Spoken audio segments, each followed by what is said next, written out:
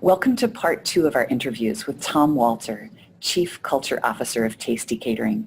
I'm Julie with Deeper Funner Change, and my team member Karen is going to be interviewing Tom with more details about Tasty's transformation from top-down command and control to a radically collaborative way of working. Vulnerability, leadership, joy. If you haven't yet watched part 1 of this series, we recommend starting there. And welcome back. We've got more conversation with Tom Walter, former CEO and now Chief Culture Officer of Tasty Catering. We get to go a little deep and personal here, Tom. And there have been lots of leaders who would love to take their company or business on the same transformational journey you've been on. And they're a little bit scared, they're nervous, they're not sure what it would mean for them as a leader.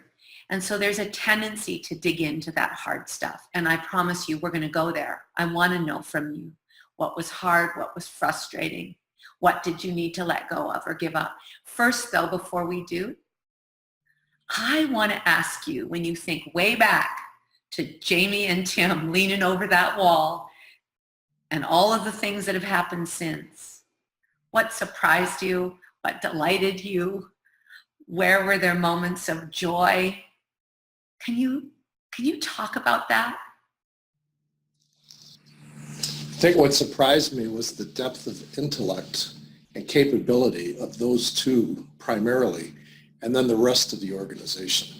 I had no idea, as you peeled back the onion skins, what was at the core of these folks, and some brilliant thinkers from people that I just thought were doing their effective duty of doing what they were told. So part of the joy, I doubted Tim and Jamie. Tim was 24, Jamie was 23. But I was driving home one night reflecting on that, and I realized I started my first business at 24. And I can remember asking my investors, my father-in-law to be, for money, and he said, "How do I know you can do this?" And I thought, well, of course I can do this. So I thought, well, if I could do it at 24, they could do it at 24. And young people, I realized, have so much more knowledge than I did. Knowledge had passed me by. I had wisdom. So it was fun to watch knowledge come in, fresh ideas, different approaches. It was exciting to watch people that I had known for years finding out what they're capable of. And if I had all these thoughts every single day, I heard a statistic at 60,000 thoughts. How powerful is it to discover in another 50 people there's 60,000 thoughts? What are they thinking about? So to me, that was part of my joy. And then the paternal joy as a parent, looking at these young people leading people that were 20 years older than them and changed, 20 and 30 years older, and seeing how serious and mature and effective they were. So if other leaders are tempted to do this, I did study these two people. I did find out there was an element of respect and trust and emotional commitment with them. And so that helped a lot, Karen. Well, and if I understand your story right, it may well have started with Jamie and Tim and your belief and trust in them and your willingness to give them a chance. And that spread.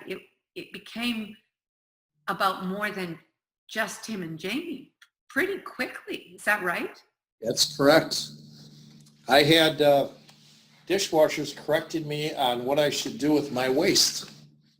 That was kind of shocking that this wasn't the right place to put this. It needs to go over there because they now own that area. And it became pretty humbling to have 50 people starting to tell me what to do. Very humbling. Yeah, telling you what to do and noticing that your business is getting stronger and your profits are going up. And they were smiling. They were happy about being able to tell me what to do because they were now following core values and they could point out which core value that they were doing. Yeah, it was quite a journey. In fact, it was nirvana.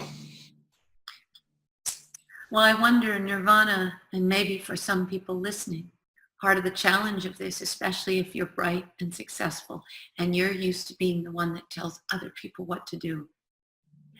And you're actually kind of good at telling other people what to do. So I guess maybe that takes us to the question, were there, despite the nirvana and the joy and the surprise and the delight in what these people were capable of, what was hard for you in all of this?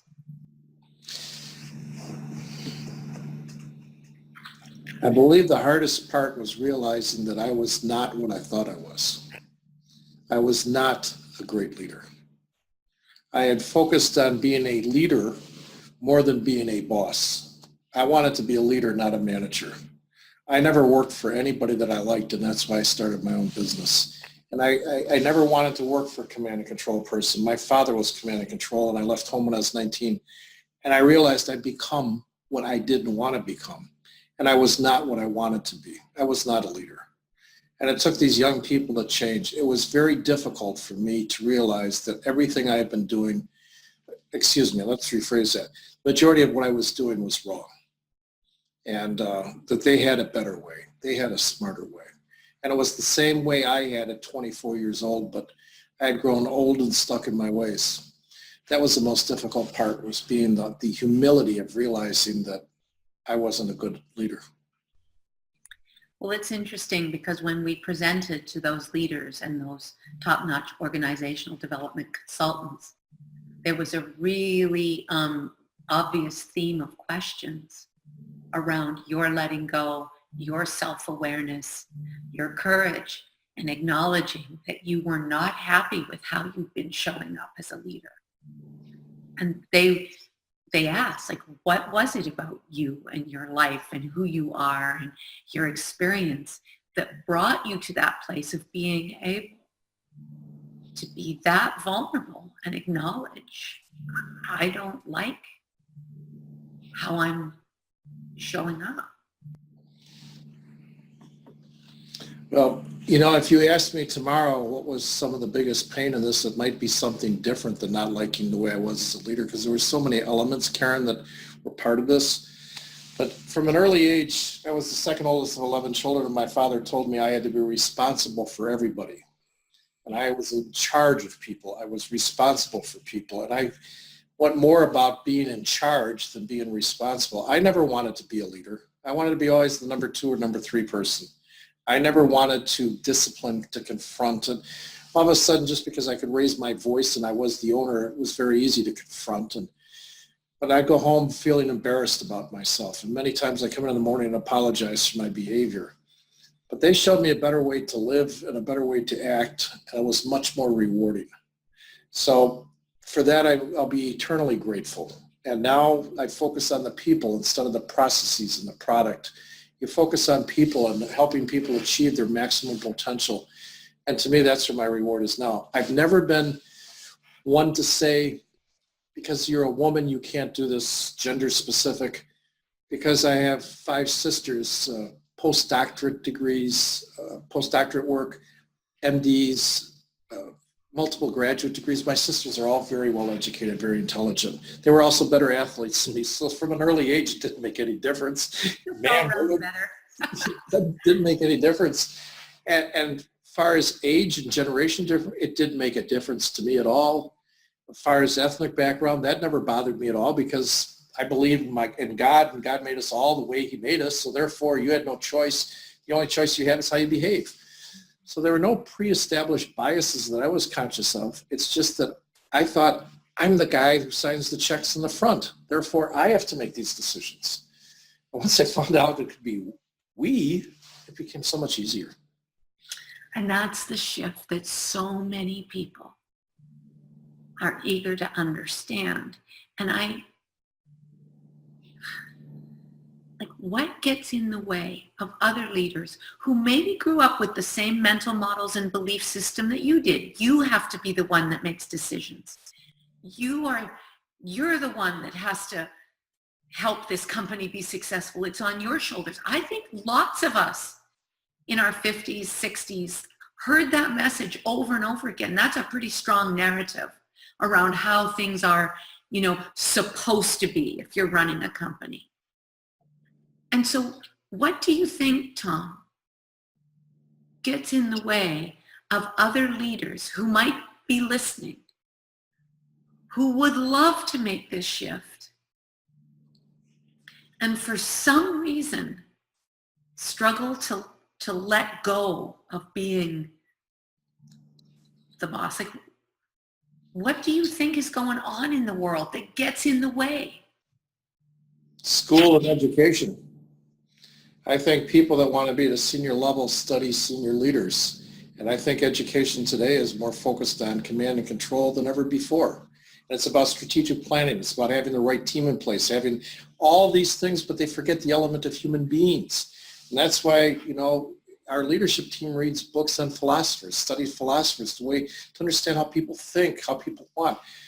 Leaders forget that everybody is somebody, everybody's important. And these came back to me resoundingly. I'm important, I am somebody. And I think leaders are more concerned, especially today, about quarterly returns. How are they being judged if they're a public company? Privately held company, what's their short-term goal instead of how do we develop people? So I can't answer for others, but I knew that in my circle of friends at the time, everybody was talking about controlling those darn millennials. And I found out that if you turn millennials loose, they can do wonderful things. And millennials love it. So there's a sick way of looking at business that hasn't changed, and academia continues to teach this. And that's why I love organizational development people. They study how to change the development within an organization, how to make it emerge, organizational behaviorists. How do you make an organization come to life? And that's where I found my education over the last 8 years, studying what OD people like you and organizational behavior people like you and Julie, how that happens and how does it make a company better. I'm imagining all the millennials listening in going, yes, we have a lot to offer. We want a chance. We have ideas. We can help. Please just let us help. And why sometimes on the other end of that eagerness and that generosity, there are leaders saying, and I'm scared. I don't know how. I mean, and that is what at Deeper Funner we're helping organizations do, is how do you do it? How do you do what Tasty did? So I want to ask you, Tom, if I was a CEO of an organization sitting across the table from you, and I want my millennials and my wily veterans and everybody bringing their best, feeling important, playing big, showing up like an owner, which your people at Tasty do, what advice would you give me if I'm like, where to start? Who do I need to be, Tom? What questions should I be asking myself? What would you say to me? Hire Deeper Funner. Oh, you're good. You're good. Commercial, but seriously, you need to find an organization that can tell you to do the how. I can explain the why, and I will in a short time. But the how is critically important. We don't know how to do it. We don't. We're leaders of companies and have led the same way, and then we're confronted with change. How do you do it? Thank God I had built respect and trust with these two young people to follow them.